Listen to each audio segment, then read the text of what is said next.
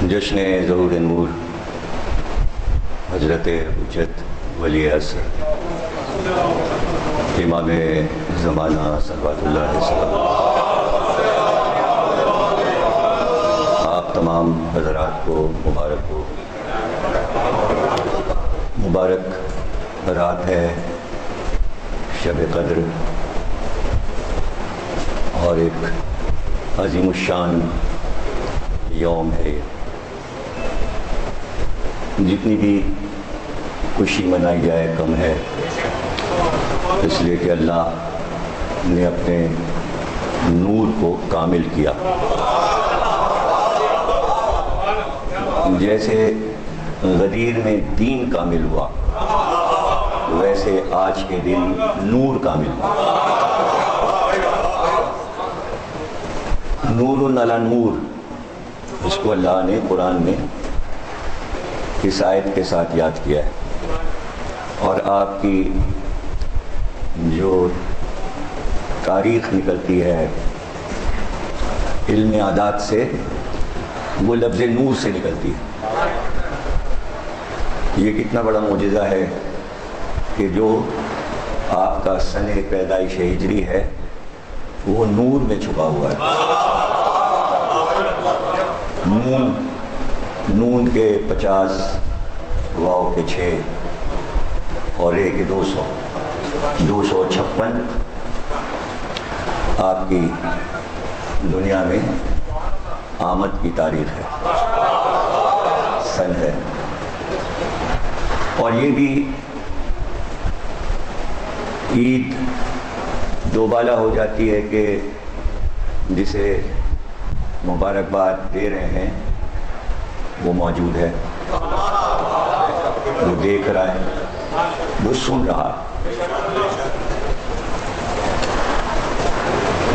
کسی بھی بڑی دلیل کی ضرورت نہیں ہے کہ وہ ہیں اور غیب میں ہیں، اور غیب کوئی ایسی چیز نہیں ہے کہ جو سمجھ میں نہ آئے،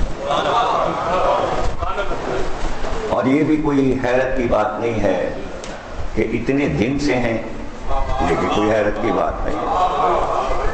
اس لیے کہ میں یہ کہا کرتا ہوں کہ جو بھی اللہ مستقبل میں اپنا کوئی عظیم کام پیش کرنا چاہتا ہے تو اس کی تمہید پہلے کرتا ہے۔ اسی لیے اختتام امامت کا اس طرح ہونا تھا کہ 12واں جب آئے تو وہ پردہ غیب میں جائے۔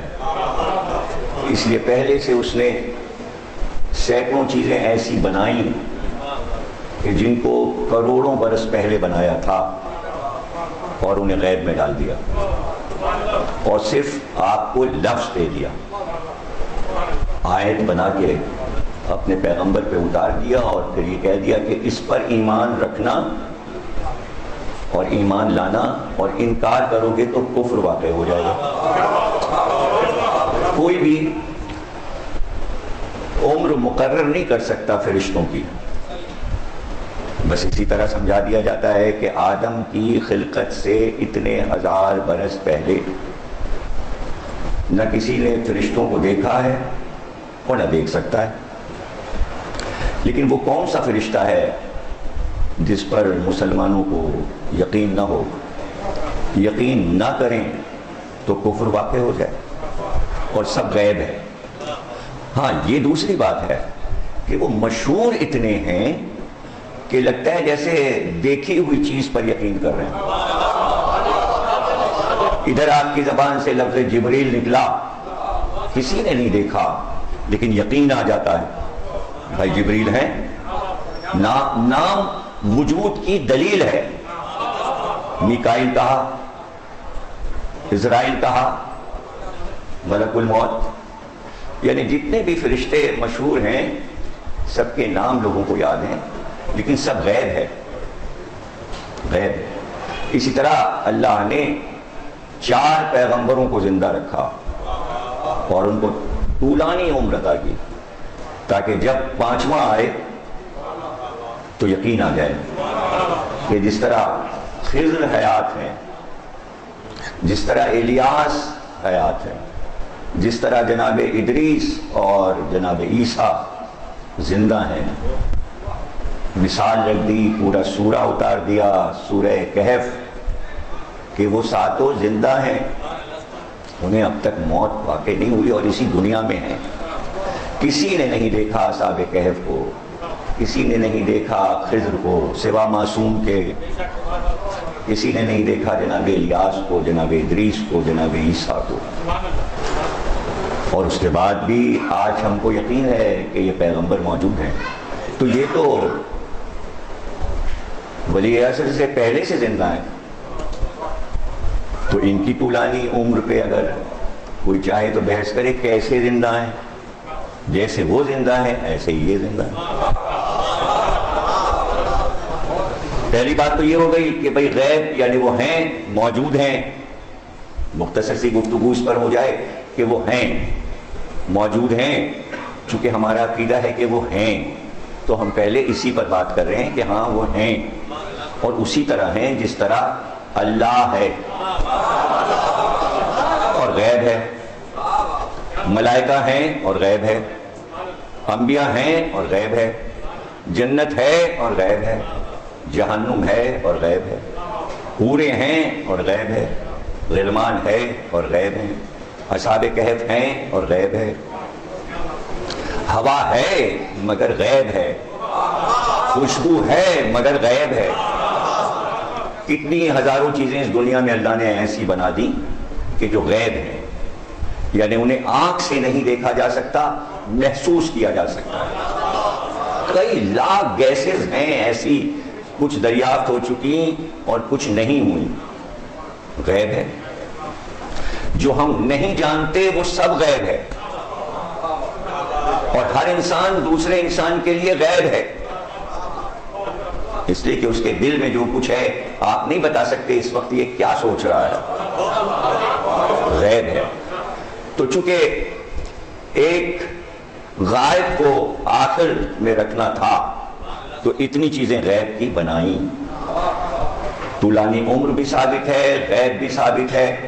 ہاں اب پھر دوسرا سوال آتا ہے کہ اگر ہیں تو ان کے ہونے کا فائدہ کیا ہے؟ اگر وہ ہیں تو ہدایت کیسے کرتے ہیں؟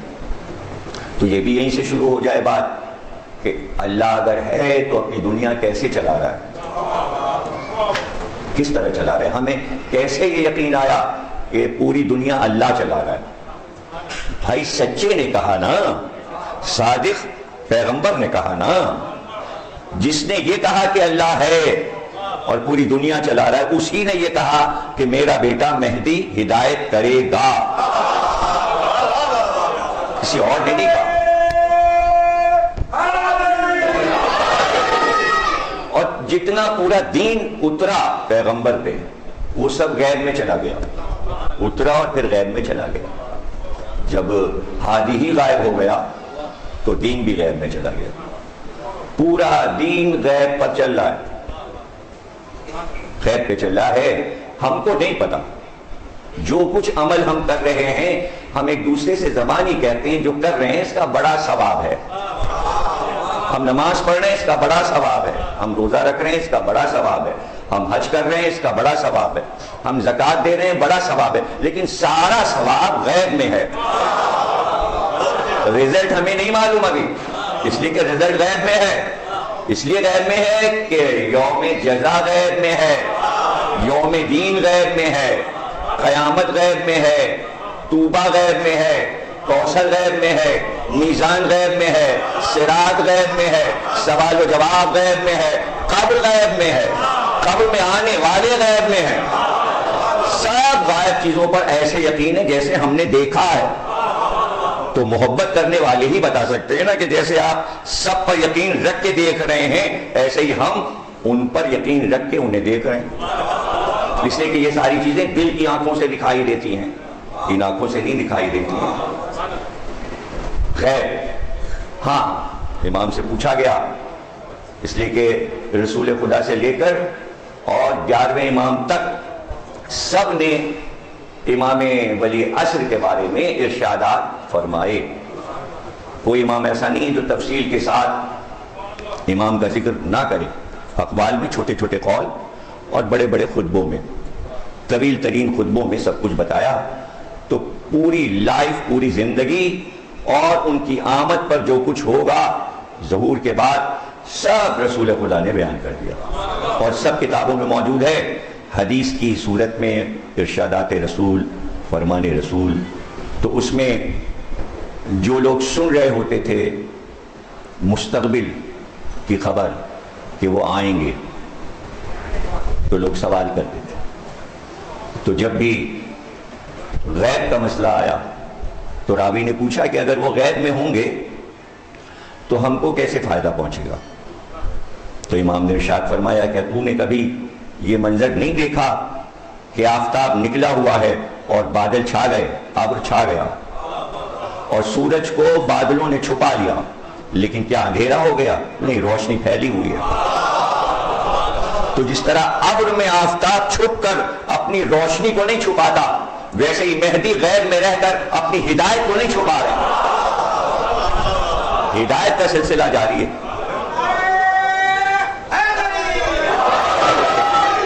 ہدایت کا سلسلہ جاری ہے، اور وہ ہدایت بہت ہی باریک بات ہے کہ جسے بہت ہی ہوشیاری اور عقل مندی کے ساتھ اگر کوئی سمجھنا چاہے تو اس سے بڑی سچی بات نہیں ہو سکتی کہ چونکہ شیطان غیب میں ہے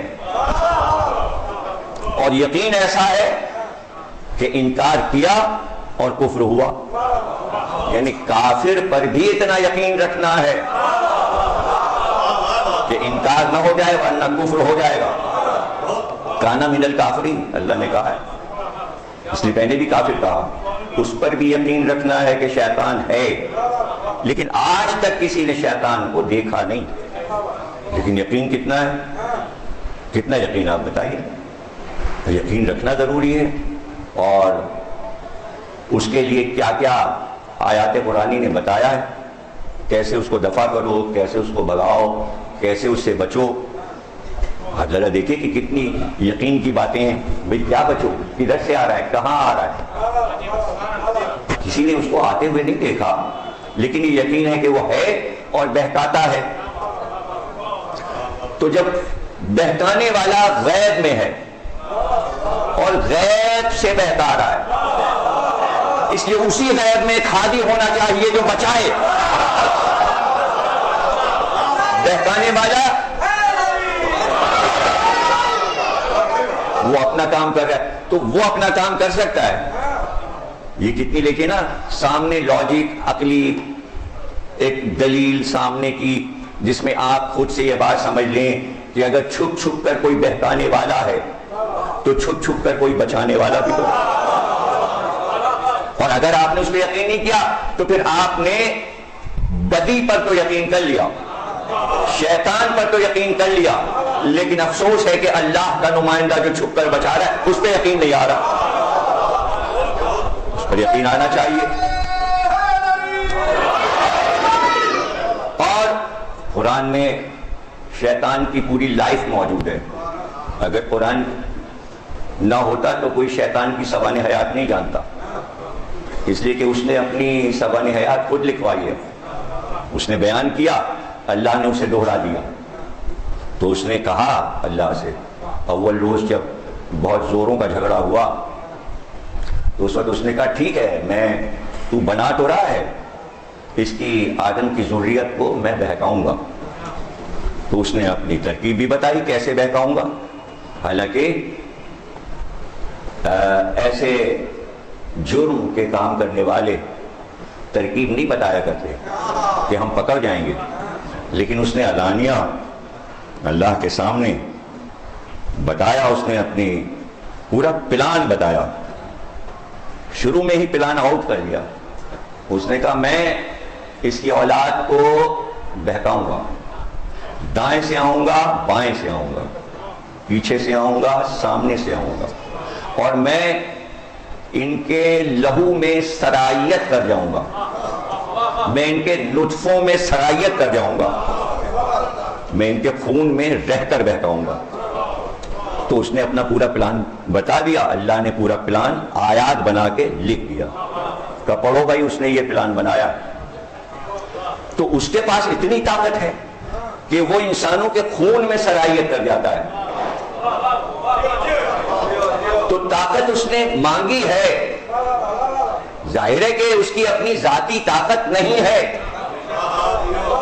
وہ کوئی خدا نہیں ہے. خدا ایک ہے, اللہ ایک ہے. جب یہاں پر سارے شرک ہوتے ہیں تو کوئی شیطان کے مسئلے میں باتیں نہیں کرتا کہ اتنی پاور ہے اس کے پاس, اتنی پاور ہے اس کے پاس. اللہ کہتا ہے کہ پھر وہ اپنے تمام آل اولاد اور پیادوں کے ساتھ, سواروں کے ساتھ اتر گیا زمین پر اور اس نے اعلان کر دیا میں یہ کام کروں گا. تو اللہ نے ہاتھ پہ ہاتھ دھرا اور خاموش بیٹھ گیا, جا سب کچھ کر. نہیں, اس سے زیادہ پاور اللہ کی ہونی چاہیے. اس لیے اس نے کہا کہ ہاں جا, جو تیرے سمجھ میں آئے کر لینا. میں بھی یہ کروں گا کہ میں جہنم کو بھر دوں گا. جو تیرا ہو جائے گا وہ پھر جنت نہیں دیکھے گا. میں نے جہنم بنا دیا ہے اور جو تیرا ہوتا جائے گا سب کو میں جہنم میں جھونکتا جاؤں گا. تو آپ پڑھ لیجیے قرآن اٹھا کے کہ اللہ نے جہنم کا اعلان اسی وقت اس کے سامنے کر دیا جواب میں کہ سب کو چھوڑ دوں گا جہنم میں. تو پھر جنت کیوں بنائی؟ ظاہر ہے کہ کچھ لوگوں کو جنت میں بھی جانا ہے. تو اگر جہنم کا انتظام شیطان کر رہا ہے تو کوئی ایسا تو ہو جو جنت کو بھرے.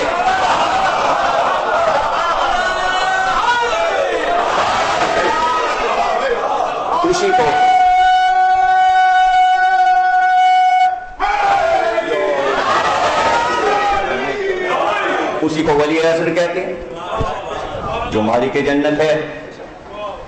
اب یہ کہ یہ دنیا قائم ہے اور سارے دنیا کے کام ہو رہے ہیں. اس سے پہلے کا سارا معاملہ تو غیب میں گیا. 33 کروڑ برس پہلے زمین بنی تھی. 33 کروڑ برس غیب میں چلے گئے اور ایسے گئے جیسے پلک جھپکی اور گئے. بس کہنا آسان ہے 33 کروڑ برس پہلے زمین بنی تھی, کہہ دیا آسان ہے. دن کیسے گزر گئے اور ہم شہر میں بیٹھے ہوئے. تو پتہ چلا کوئی مشکل بات نہیں ہے کروڑوں برس گزر جانا. تو یہ سوال ہی بیکار ہے کب آئیں گے. یہ سوال بیکار ہے کب آئیں گے. یہ تو کروڑوں برس ہمارے لیے ہے نا. چھوٹا دماغ, چھوٹی روح, چھوٹی سوچ, چھوٹی آنکھیں, ہم چھوٹے لوگ کتنا سوچ سکتے ہیں. اس کے لیے کروڑوں برس کچھ نہیں ہیں. وہ اپنے حساب سے اعلان کر رہا ہے کہ جا ہم نے تجھے وقت معلوم تک کی مہلت دے دی. اس نے مہلت مانگی تھی قیامت تک کی. تو کوئی جب شیطان کا حال قرآن میں پڑھا کرے تو اس پہ زیادہ ریسرچ کرے بجائے اس کے کہ شیعوں پہ ریسرچ کرے. شیطان پہ زیادہ ریسرچ کی ضرورت ہے کہ کوئی پوچھے تو اٹھ کر قرآن سے کہ اس کو کیسے پتا چل گیا قیامت کیا ہے. شیطان کو کیسے پتا کہ قیامت کیا ہے. اس کو کیسے پتا چل گیا قیامت کیا ہے. ابھی تو کوئی دین بنا نہیں کہ اصول دین کا اعلان ہوا ہو کہ توحید, عدل, نبوت, امامت, قیامت. ابھی تو آدم کا پتلا ہے, ابھی تو وہ سجدے سے انکار کر رہا ہے. اس کو قیامت کا کیسے پتا چل گیا مجھے قیامت تک کی عمر دے دے. اللہ نے کہا وقت معلوم تک کی دی ہے. اس نے قیامت تک کی مانگی تو دونوں چیزوں میں فرق ہو گیا. اگر قیامت تک کی عمر دینا ہوتی تو کہتا جا قیامت تک کی عمر دے دی. اللہ نے کہا نہیں, وقت معلوم تک کی عمر دی ہے. وقت معلوم مہدی کو کہتے ہیں.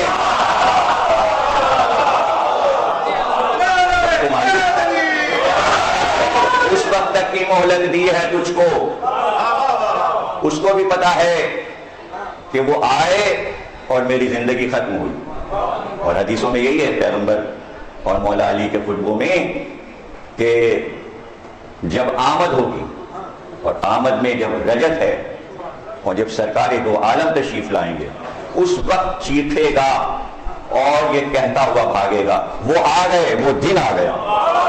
جو دن خود اس کو معلوم ہے، اور سرکار کے ہاتھوں سے ہی شیطان کا قتل ہے. شیطان کا قتل سرکار دو عالم کے ہاتھ سے ہے. اگر آپ مہدی کو نہیں مانیں گے، ان کے ظہور پر آپ ایمان نہیں لائیں گے، تو پھر آپ شیطان کے قتل سے بھی محفوظ نہیں ہو سکتے. سمجھ میں رجت بھی نہیں آئے گی.